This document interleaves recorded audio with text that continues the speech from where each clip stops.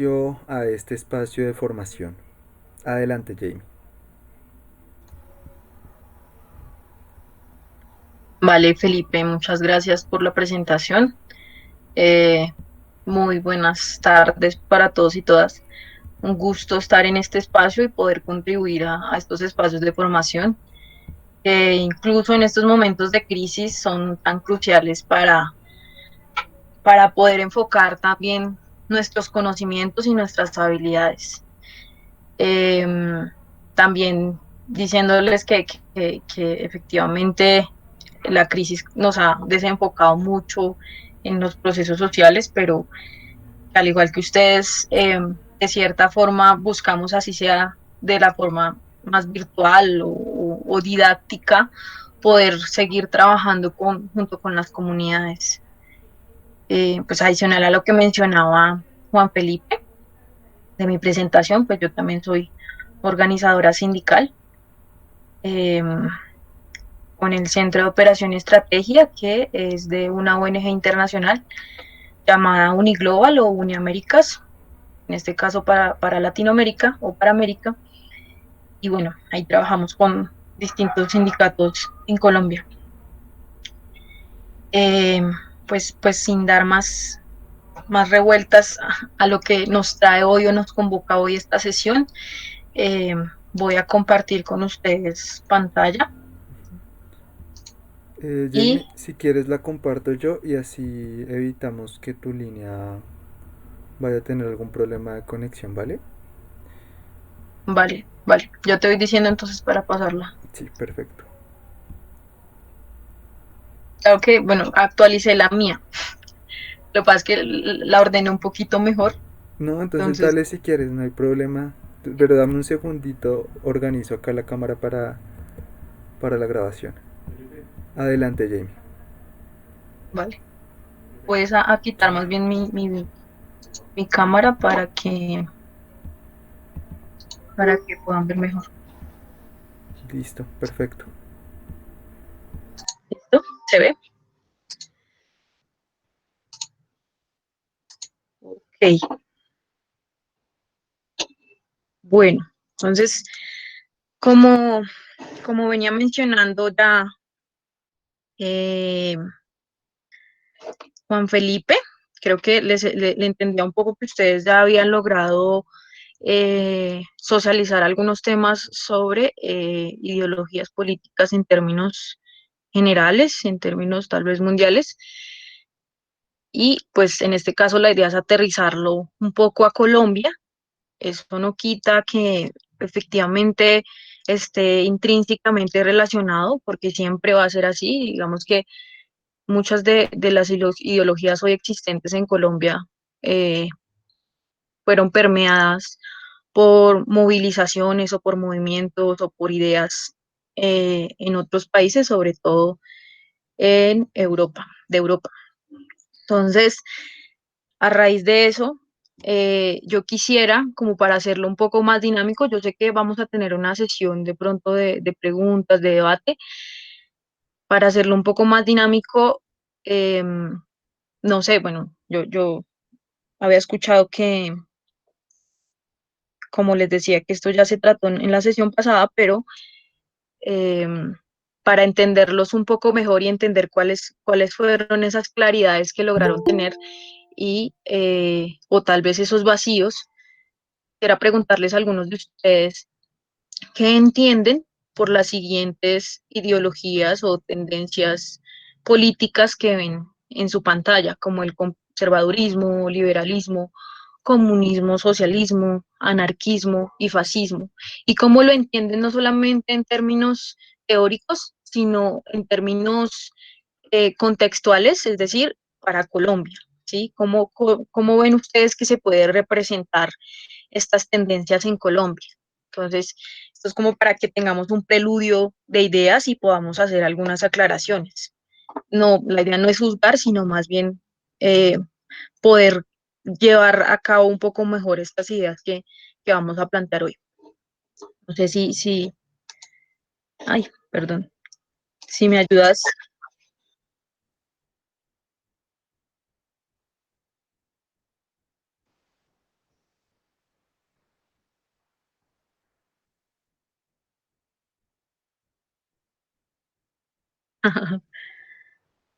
No, la idea es que seamos abiertos en estos temas. Yo sé que puede que a veces son confusos porque es bastante. De hecho, lo que vamos a hablar hoy van a ser unas pinceladas también porque el tema es muy álgido.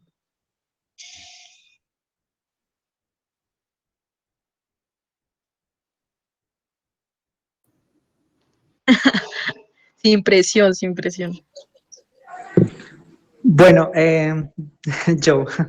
inicio. Realmente, esta es mi primera formación como en temas políticos. Realmente no estaba tan interesado en este tipo de formación, pero bueno, vamos a intentarlo. Considero que estas tendencias ideológicas que están allí planteadas son movimientos que diferentes personas han tenido o tienen dentro de un país y que estos movimientos indudablemente generan cambios, ya sean positivos o negativos, dentro de una sociedad. Adicionalmente, pues que tienen unas ideas muy marcadas y que la gente poco a poco, la sociedad se va adhiriendo a ellas dependiendo de qué tanta popularidad, infortunadamente, tenga la tendencia ideológica más que por su propia ideología. Ya que, ¿a qué me refiero con esto? Puede que el conservatismo o el liberalismo sean y tengan ideas súper geniales, pero que infortunadamente por la popularidad o por el simple hecho de agradar a unos cuantas fracciones de la sociedad, pues entonces se pierde como la verdadera ideología de estas tendencias o movimientos. Mm, y que indudablemente tiene en la historia y en la sociedad unos representantes que, que indudablemente pues son imborrables y que muy seguramente tienen un ideal o tuvieron un ideal de transformación social. Vale, vale, tienes razón, ahí hay unas representaciones, y digamos, es como en la práctica nosotros logramos evidenciarlo a través de nuestra historia y en este caso en la historia colombiana. A veces se tergiversa, a veces logra trascender esas ideas tal cual, pero pues como decía anteriormente, en su mayoría son ideas extranjeras y pues trasladarlas a un contexto como Colombia, tan distinto, digamos, de Europa, es un poco complejo. No sé quién más está por ahí viendo la palabra o si quiere Hola, seguimos. ¿Sí? bueno, mi nombre es Luis. Creo Dale. que cada uno es una línea completamente diferente. Una de las dos más antiguas, pues es dentro del concepto de la parte del conservador, de lo conservador y lo liberal. Pero creo que también desconocemos mucho la historia completamente y algunas veces eso nos hace llevar o nos conlleva a tener ciertos como por decirlo así, imaginarios con respecto a las otras ramas como es el comunismo o el socialismo o el anarquismo o el fascismo. E incluso vemos algunas acciones del fascismo dentro de nuestra actualidad, pero que el concepto de la costumbre o ya por decirlo así, hemos naturalizado o hemos colocado como normal o normalizado la situación, que la vemos como si algo que no tiene ningún grado de violencia, como si lo está desarrollando en este momento. Entonces, creo que el quitar esos imaginarios frente a las diferentes mitos y tabúes que se tienen hacia los otros lineamientos o ideologías políticas es algo que sería mucho más interesante para poder ver una perspectiva mucho más amplia. Ahora, lo que está escrito a lo que se base es otra cosa completamente diferente y en ese muchos, por no decir todos los partidos, hacen esa o cometen ese error a través de sus representantes. Dale, genial, me parece importante lo que dices frente al tema de,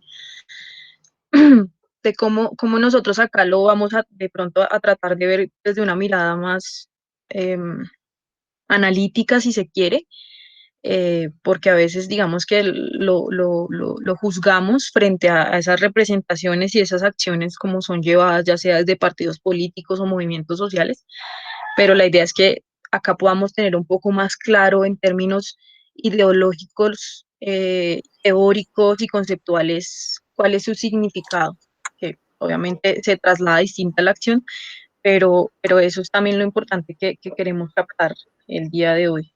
Y aquí en Colombia, pues es una mezcla de muchas cosas, de muchas tendencias. ¿Alguien más?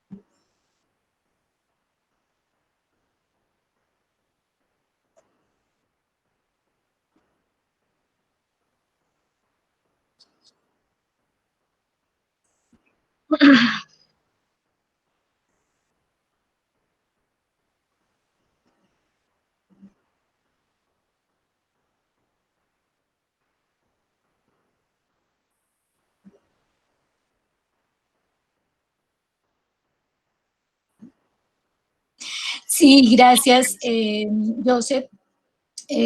Bueno, como pues ya lo han dicho, pues esas tendencias pues básicamente son ajenas a nosotros, Colombia particularmente, pero pues aquí lo que tenemos es como una mezcla, como ya lo había dicho también Iván, una mezcla como de todo y se toma en el instante lo que sirvió, lo que funciona y se hace ahí un revuelto.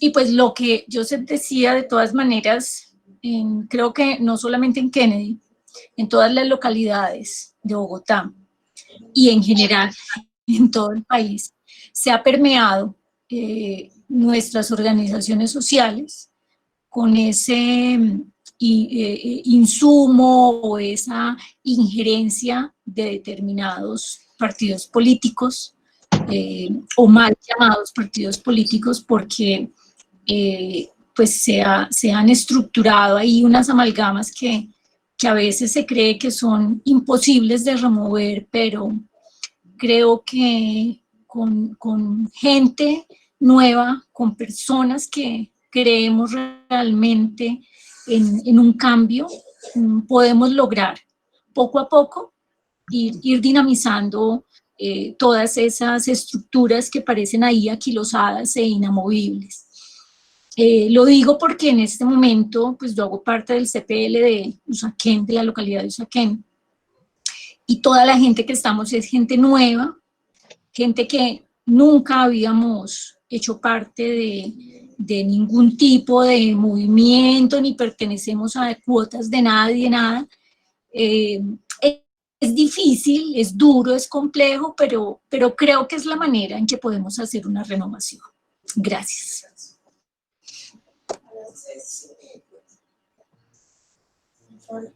Vale, gracias, Rosa. No sé quién más quiera pedir la palabra. Vamos.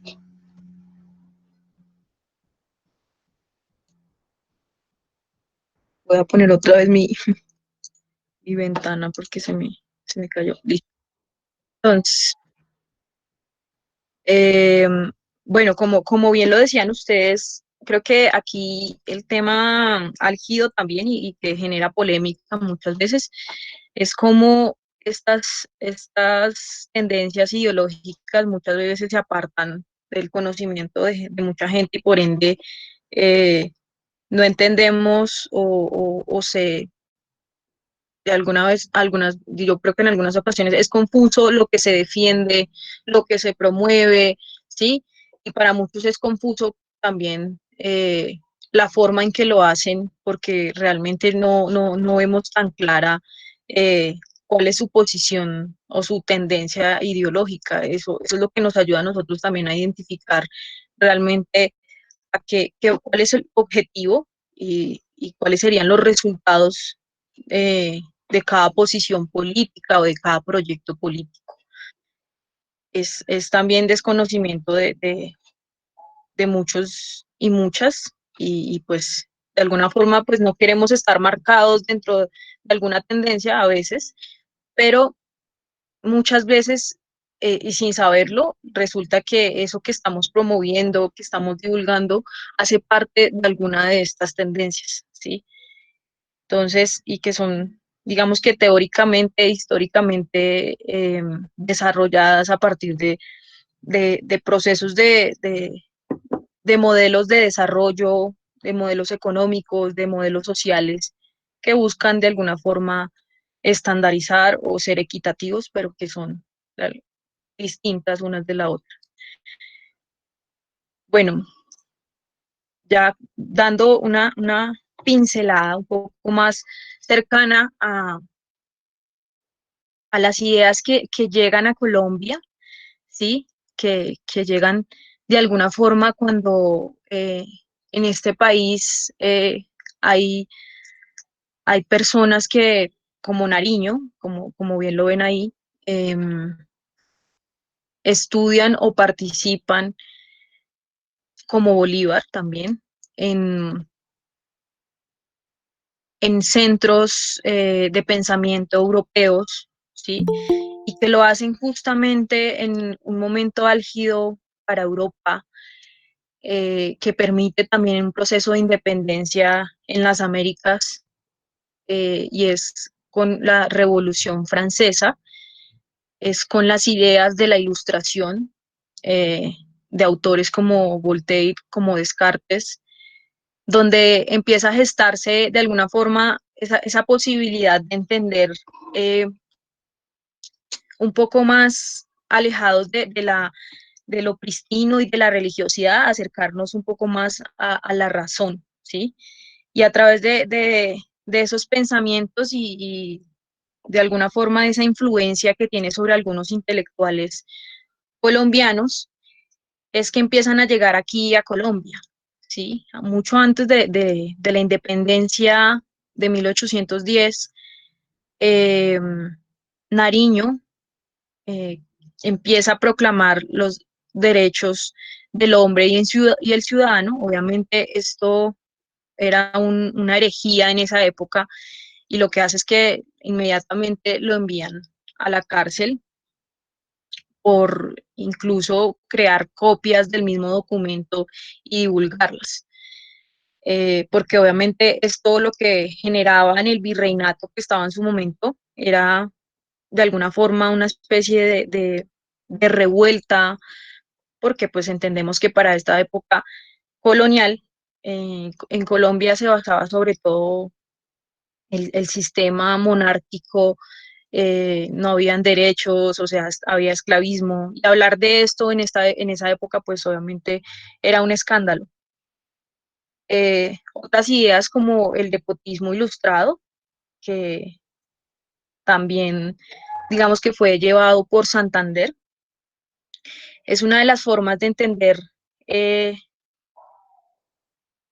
cómo la monarquía en su momento en Europa empezaba a darle un viraje a la ilustración, pero más a su acomodo, ¿sí?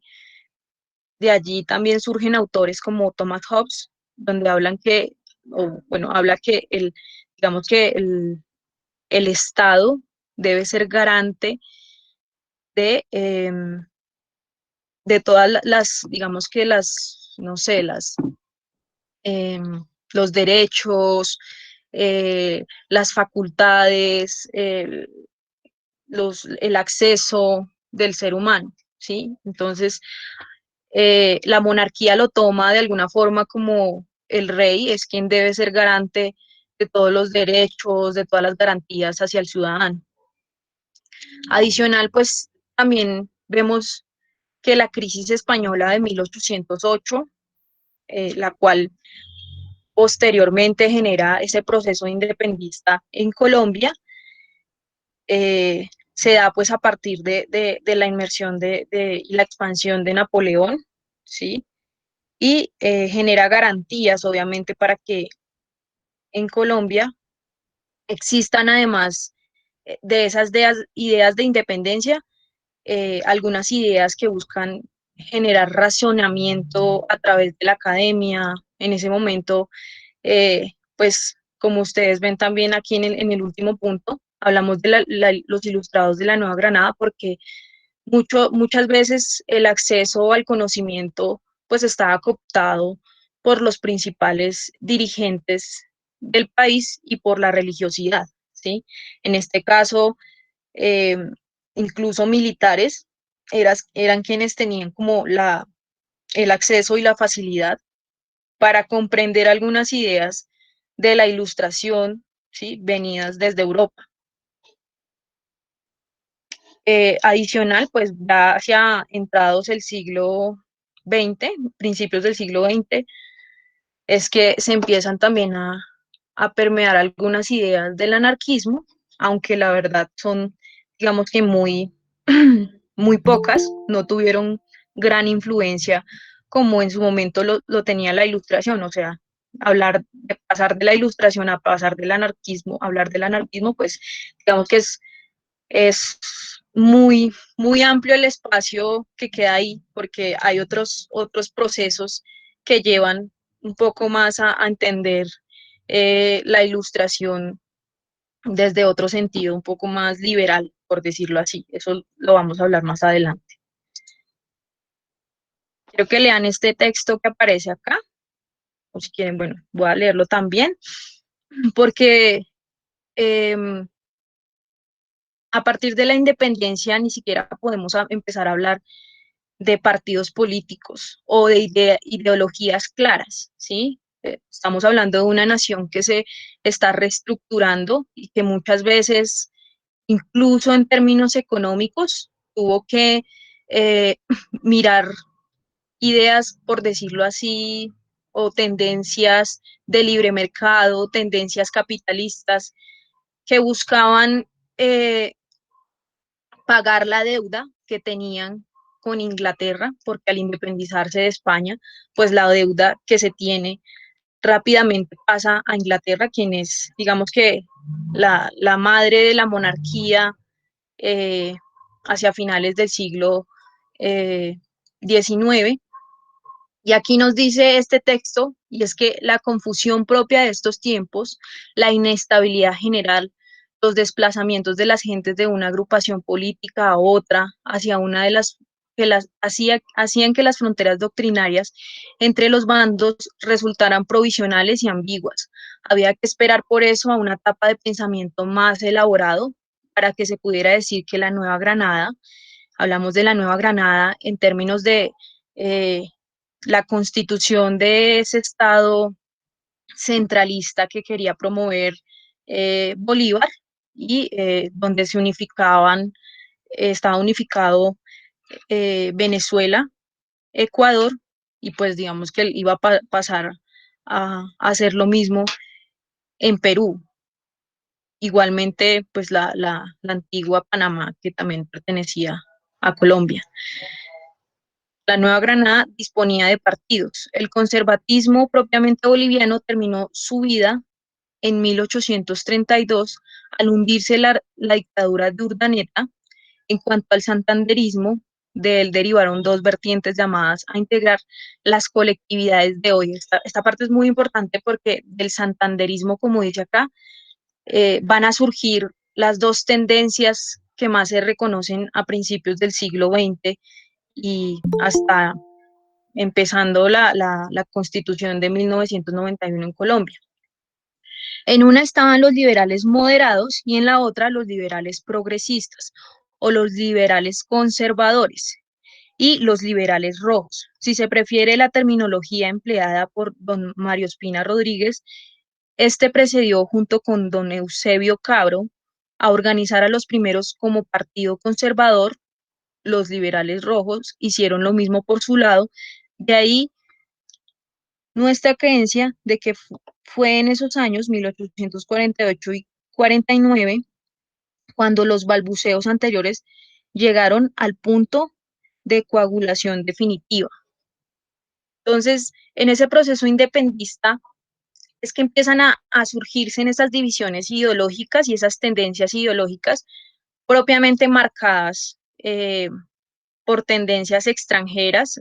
Ya empezaban a hablar del republicanismo o de la república, influenciados también por Estados Unidos, ¿sí? Ellos de alguna forma empezaron a crear su propia tendencia de organización estatal a través de las presidencias y eso coló y tuvo fuerza aquí en Colombia, tanto así que pues, pues aunque es diferente el sistema de votación y de representatividad, digamos que el sistema presidencial deviene de los Estados Unidos.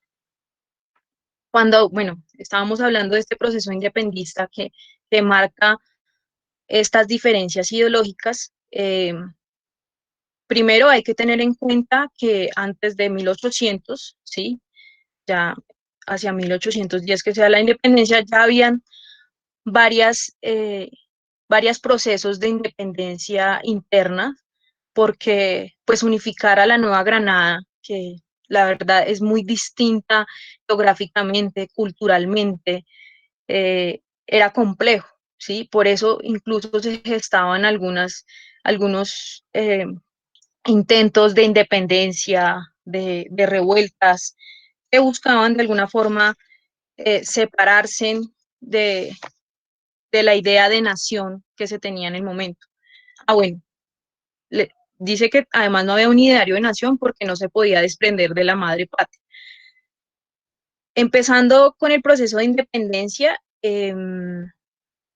digamos que no se tenía la facilidad para desprenderse de España. Recordemos unas frases que salen, digamos, de regiones como Santander, donde dicen abajo el mal gobierno, arriba el rey. Y es porque en ese proceso de independencia se acarreó una serie de inestabilidad, sobre todo económica, como decía, digamos que con el tema de la separación de España existe una deuda y un quiebre grandísimo con Inglaterra. Entonces, ahí se empezaron a dar, digamos, la subida de impuestos para lograr como llenar esa deuda externa que se tenía y esa quiebra que había dentro del país.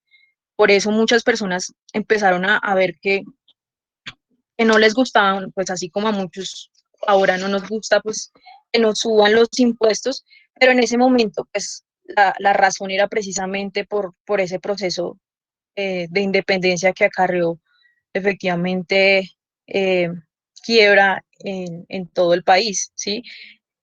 Y también hace parte del tercer punto que ustedes ven ahí, y es que en las distintas colonias que existían en Latinoamérica, Colombia era una de las que tenía menos juntas. ¿Qué son las juntas en ese momento? Digamos que las juntas hacían parte como de sistemas administrativos que buscaban regular las políticas, los notarios, el mercado, ¿sí? La moneda, y en Colombia solamente habían como 32. Eso decía que eh, eso generaba que de alguna forma no hubiera un sistema eh, más amplio que permitiera llegar a todas las regiones y a toda la población sobre la regulación económica y política de, del país, ¿sí? Entonces lo que se exigía en ese momento era que efectivamente se generara una administración más amplia, eso exigiéndoselo pues al virrey y a Fernando VII, rey de España en su momento. Adicional, pues mencionábamos también este tema de la academia, que influye tanto en las ideas, y es que no había un sistema académico avanzado, es decir, pues como entendemos que la iglesia era quien cooptaba todo, las escuelas, las universidades en su momento, eh, estaban muy marcadas pues desde el ámbito religioso, ¿sí? Las ideas de la emancipación en su momento pues no existían. Entonces, quienes sobre todo empezaron a tener esos idearios de emancipación fueron los notarios, ¿sí? Que eran como los encargados de generar esa administración dentro de las juntas y quienes también tenían adicional el comercio monopolizado. A ellos se les dice autodidactas porque de alguna forma empezaron a formarse por sí mismos sin depender de un sistema educativo que en ese momento estaba regido bajo la iglesia. Este tema de cómo se empezó después de la independencia, a dividir las tendencias entre Santander y Bolívar, pues es muy complejo porque muchos optan por decir es que uno es centralista y el otro es federalista, es decir, uno está marcado por la idea de unificar eh, a todas estas naciones en la Nueva Granada y de ser administrado por un gobierno central. Y el federalista, pues que de alguna forma, eh, aunque esté administrado por un presidente y por un sistema militar, eh, de alguna forma tuvieran ciertas libertades o independencias los estados nacientes o los departamentos nacientes. Entonces, en ese proceso eh, hay que tener en cuenta pues que las divisiones marcadas entre Santander y Simón Bolívar estuvieron relacionadas con qué ideario de nación se tenía en el momento, porque para Santander, Francisco de Paula Santander, este modelo de centralismo de alguna forma no iba a funcionar precisamente por las divisiones tan marcadas que se tenían sobre la misma nación, ¿sí? Lo que decíamos un poco de que la geografía, la cultura, incluso hasta el sistema administrativo era muy distinto porque incluso el colonialismo así también lo empezó a dividir. Entonces, aunque ustedes pues no se crea, pero ejemplo, el tema de la religiosidad, sí, religiosidad, es decir, lo laico y lo no laico, era en ese momento lo que permitía identificar una posición o una ideología de otra, ¿sí?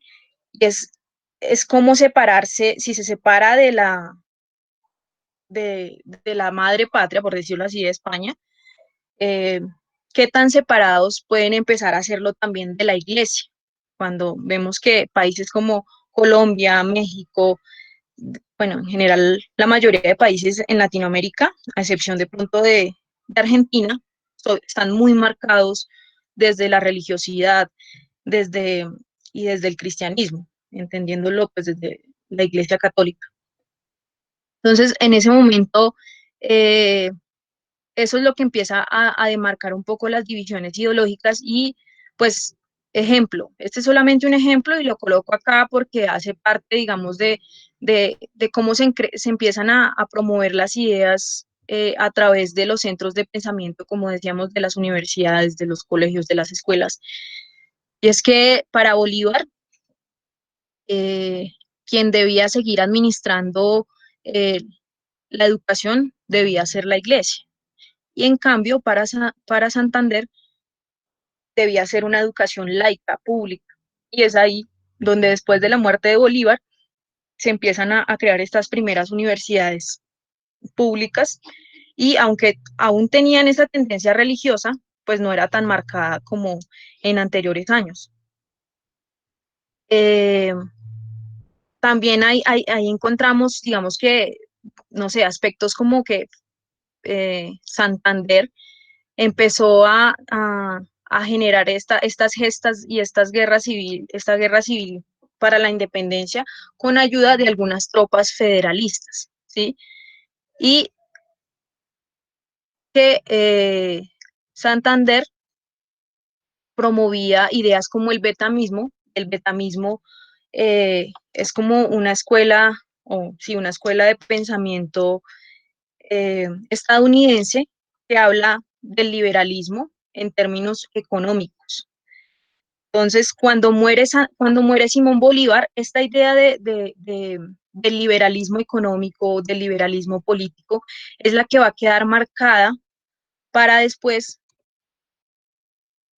promover, porque no sé qué pasó, ya, promover los partidos políticos como conservador y liberal. Es decir, estos dos partidos están marcados por un ideario de liberalismo, es decir, del libre mercado, pero también está el proteccionismo, ¿sí? Y en ese momento económicamente no era tan marcado estas dos concepciones de liberalismo económico y proteccionismo, porque pues, hasta ahora se estaba tratando de estructurar una nación que buscaba económicamente sostenerse a través de economías como la agricultura, sistemas ferroviarios, ¿sí? Eso se da mucho tiempo después, pero hasta ahora estaba como tratando de identificar su sistema económico, incluso de exportación e importación. Frente al tema de transiciones y posiciones que se dieron después de la independencia y de la muerte de Simón Bolívar, es que vemos que efectivamente se fragmenta la Nueva Granada, es decir, allí empiezan a darse unas divisiones, incluso eh, por, por ideario de nación en términos de cómo debía estructurarse un Estado, ¿sí? De cómo debía administrarse, si era a través de este sistema federal o de este sistema republicano, que se dice que Santander era más republicano que federalista, es decir, por estas ideas de, de los estadounidenses, es que empieza a tener más tendencias desde lo presidencial, desde el liberalismo. También se habla que los generales de Bolívar en su momento empezaron también a tomar posturas distintas que llevaron incluso a generar esta guerra de los supremos en 1838, donde de alguna forma empezaban a disputarse en los territorios, ¿sí? De hecho, por eso algunos de nosotros reconocemos en este país a los departamentos por nombres de algunos de estos generales, como el general Córdoba, Sucre, el mismo Santander, ¿sí? Y posteriormente también pasa este tema de los liberales rojos y los liberales moderados, que lo veíamos la imagen del texto que se veía. Y cuando se habla de liberales rojos, es esa tendencia de los liberales, ¿cómo decirlo? Más dados hacia el librecambismo, más dados hacia la apertura del mercado, el libre mercado, ¿sí? y los liberales moderados están un poco orientados más hacia el proteccionismo, el nacionalismo, y es igual al siguiente, que son los liberales gólgotas, y los draconianos son dos tendencias que también surgen en Colombia, un poco para lograr restaurar lo que ellos llamaban restaurar la patria a partir em, de cómo se empezaba a administrar la nación económicamente, ¿sí? Y hay que tener en cuenta que también cuando una nación como Colombia, en términos de, de esa identificación económica, empieza a tener varias crisis, pues ellos optan por el libre cambio, porque les permite además extender su economía en todo el mundo. Esa es la única forma que tal vez un país también puede llegar a sostenerse, ¿sí? Y es lograr extender su economía, pero es entender un poco hacia qué época esto es valorable o hacia qué época no lo es y bajo qué elementos de libre cambio es que se empieza a restaurar una nación. También se empieza a hablar de las sociedades democráticas de artesanos.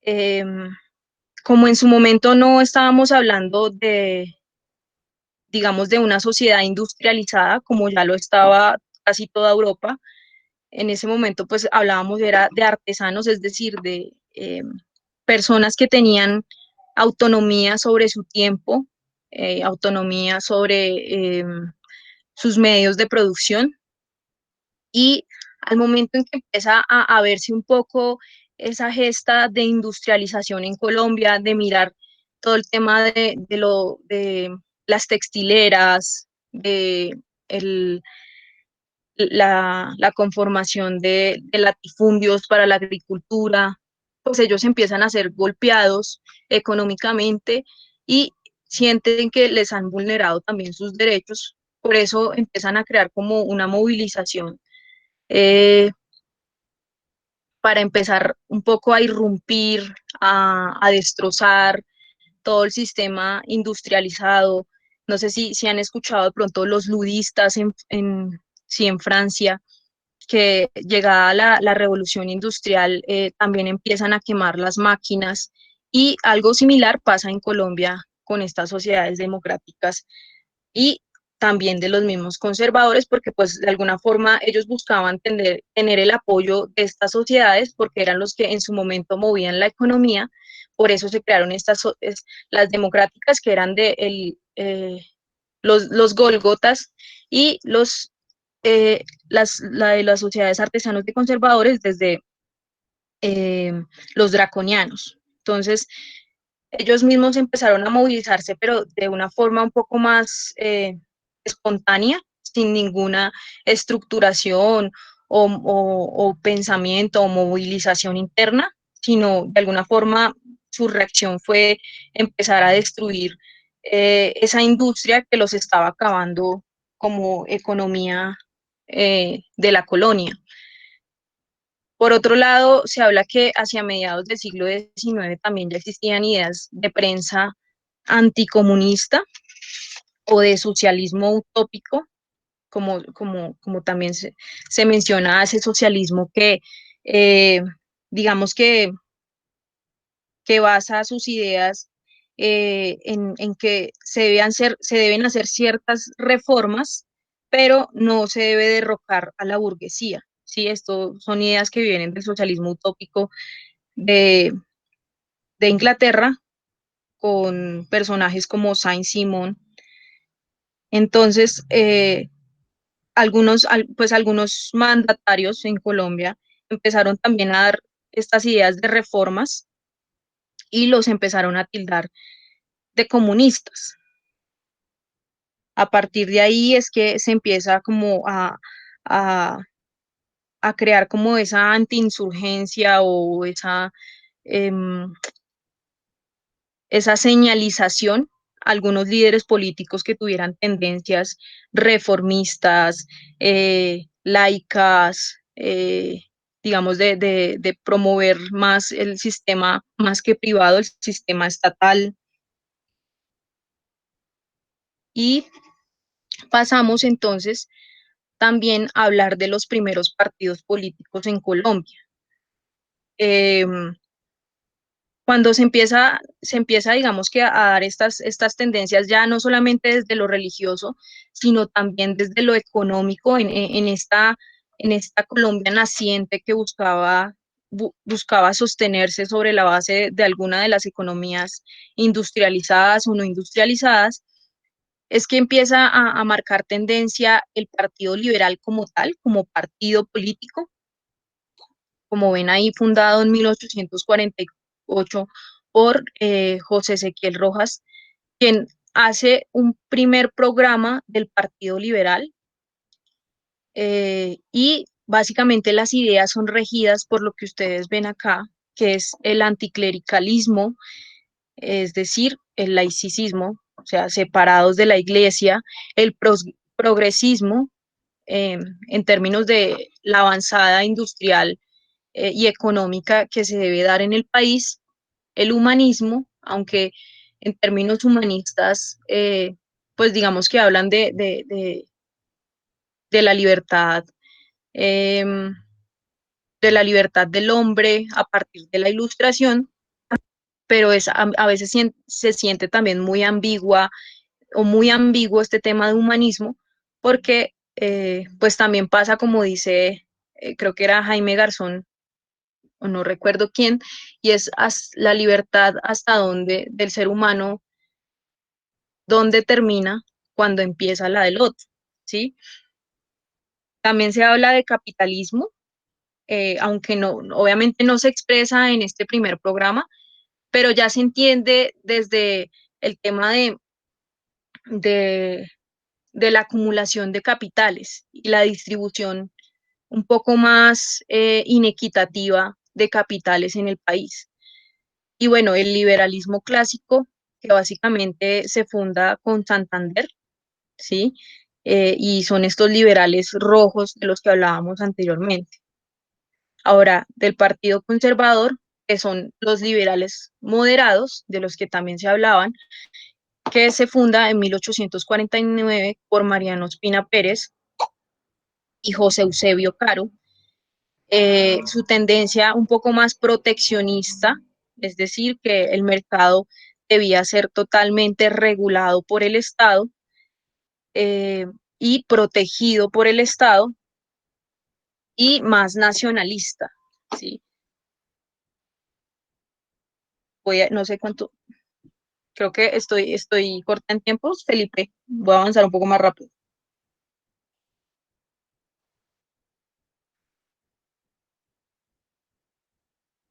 Me falta bastante, pero voy a ser breves. Bueno, a finales del siglo XIX y comienzos del XX es que empieza a surgir una transformación total en temas de movilización social, en temas de reestructuración de clases sociales en Colombia. Pues eso, como decíamos, ya hace rato estaba pasando en, en Europa, incluso en Estados Unidos, pero pues aquí como que todo es un poco más tardío, ¿no? Entonces, aquí hablamos de que avanza el proceso de industrialización como tal, es decir, se empiezan a crear sistemas económicos basados en las industrias de, no sé, de textiles, ¿sí? Como industrias primarias sobre todo. Los mitines de subsistencia de los artesanos, es decir, es cuando empiezan a haber reacciones por parte eh, de estas economías independientes a esta industrialización. Estos mitines lo que buscaban era eh, destruir propiamente todo el proceso de industrialización. También hay cambio en las relaciones de producción. Ya estamos hablando acá, a partir de esta industria, de la relación patrón-obrero. También estamos hablando de los intentos de Colombia por abrir una producción y a través de la exportación agrícola. Lo intentaron con la quinoa, lo intentaron con, bueno, otros productos agrícolas, pero el café fue como el punto eh, álgido que les permitió a ellos generar mayor exportación. Lo otro es la construcción de vías y puertos, pues para exportar toda esta cantidad de sistemas de productos. Obviamente debían generar estas vías y puertos, y es allí donde el socialismo propiamente científico y el anarquismo es que empieza a llegar a Colombia a través de sus puertos. Incluso en Barranquilla también se empiezan a dar como unas ideas anarquistas gracias a la llegada de las ideas y de los extranjeros a estos puertos. Vicente Adamo en Córdoba, se lo recomiendo, es una historia muy bonita sobre la movilización obrera y campesina con Vicente Adamo, un italiano también sindicalista.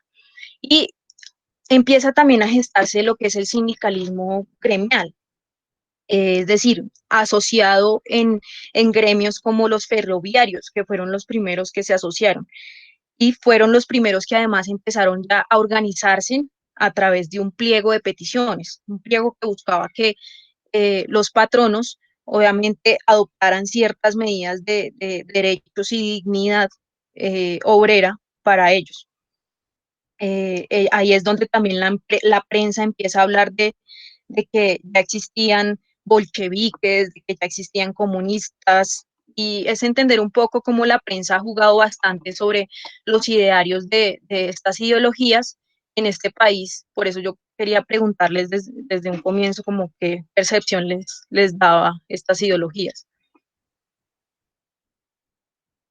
Eh, bueno, no sé si me adelanté. No. Eh, Cuando hablamos del comunismo en Colombia, pues a partir de esta organización obrera es que también empieza a, a identificarse un poco más el pensamiento comunista.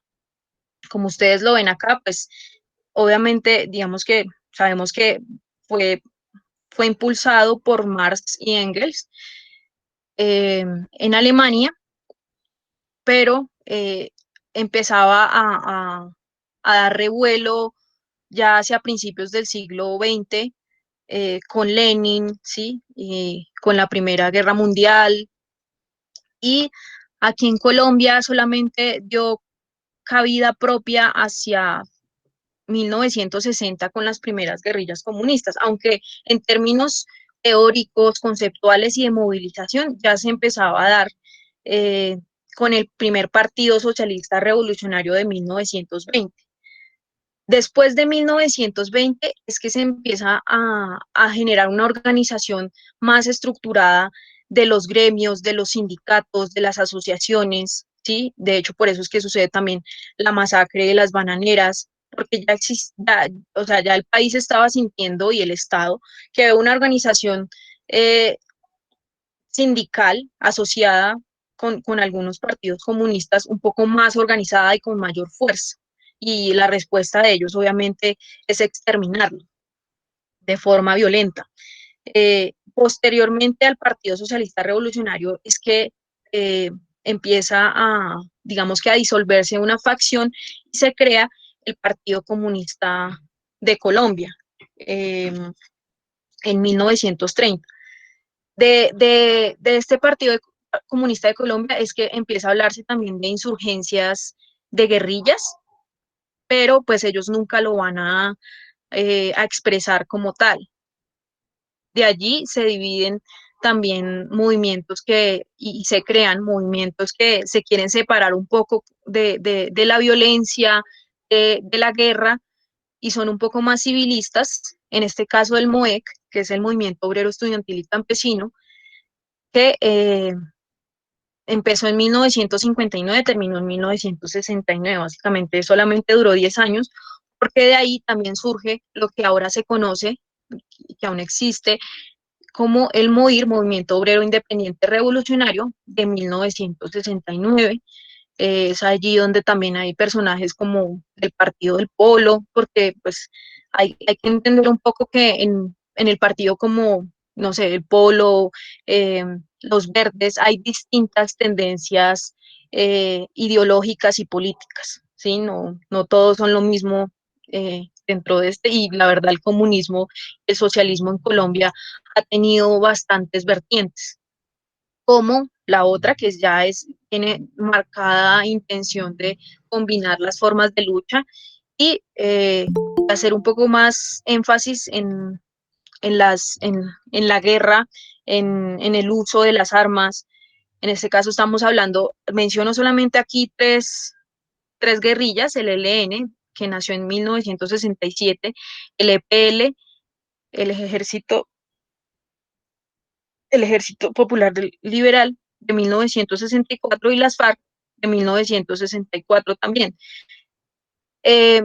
Realmente lo que se tiene en cuenta y lo que se diferencia de muchas de ellas son tendencias también ideológicas, porque externamente también se empezó a dividir un poco la ideología comunista sobre cómo se ejercía en distintos países. Ejemplo, el EPL tenía una tendencia más maoísta por la revolución cultural y el ejército rojo y todo lo que generó Mao eh, en el proceso también de revolución china. Las FARC, digamos que se creó más como una organización campesina en el Tolima y al sur de Cundinamarca, pero obviamente tenía también unos intelectuales muy importantes allí, que basaban obviamente sus idearios sobre el marxismo, leninismo, pero no estaba propiamente marcado sobre una tendencia distinta al marxismo y leninismo. Y el ELN es una guerrilla que inició con la mayor cantidad de intelectuales que las dos anteriores. eh, Entre ellos reconocemos también al padre Camilo Torres, con, con este tema de la teología de la liberación, sí, pero adicional pues también tenía muchos otros intelectuales que le imprimían no solamente la tendencia marxista-leninista, sino a un contexto más colombiano. Ahora, en términos de anarquismo, como decía desde un inicio, en Colombia, pues la verdad bueno, existen obviamente movimientos anarquistas, pero en términos ideológicos y prácticos, pues no se tiene una incidencia mayor como los anteriores. Em, Como su descripción lo indica, digamos que hablamos de la autorregulación de la libertad del individuo por encima de cualquier autoridad. Para algunos esto suena también utópico. Em, los o quienes empezaron a promoverlo en términos teóricos a nivel internacional fue Mikhail Bakunin y Piotr Kropotkin. En Colombia se reconocen, digamos que dos personas o dos líderes frente a este tema, y es Biófilo Pancracia, como se hacía llamar, pero en realidad se llama Vicente Rojas Liscano, y fue un escritor que hacia 1904 empieza a viajar a Argentina, porque Argentina resulta que tiene unas ideas de anarquismo muy avanzadas a principios del siglo XX, y Biófilo Panclasta llega a España también a llevar estas ideas, y allí lo devuelven a Colombia, y aquí en Colombia pues dura bastantes años encarcelado. Lamentablemente su accionar fue muy poco también por lo mismo, aunque logró dejar varios textos frente al tema del anarquismo en Colombia y en otros países. También encontramos a Élisée Reclus, es un anarquista francés que hacia finales del siglo XIX llega a Colombia con una idea de crear unas comunidades anarquistas en la región de Santa Marta. Entonces, les recomiendo de pronto el texto de Viajes a la Sierra de Santa Marta, de él mismo. Según eso llega hacia 1877 a la región, y considera que esta es una región muy rica que permite crear esas condiciones de anarquismo, y es de vivir en comunidad entre indígenas, negros, blancos, además porque tiene casi todos los pisos térmicos, ¿sí?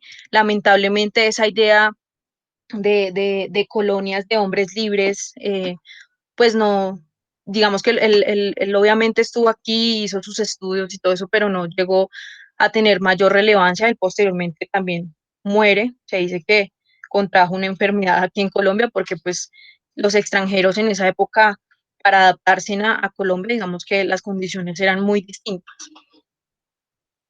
Eso en términos del anarquismo. Y bueno, en términos del fascismo, la verdad el fascismo en Colombia ha sido muy solapado, es decir, eh, sí hay fascismo, sí han habido tendencias fascistas, pero los líderes, representantes y los movimientos no lo han mostrado como tal, ¿sí? Lo enmarcan bajo ideas de, como se ve acá, nacionalismo sobre todo, sobre un ideario de nación independiente, ¿sí? Un ideario de nación que tenga cierto tipo de clase, cierto tipo de raza, eh, también bajo el autoritarismo, ¿sí? Es decir, que resida el poder en una sola persona o en un solo ente.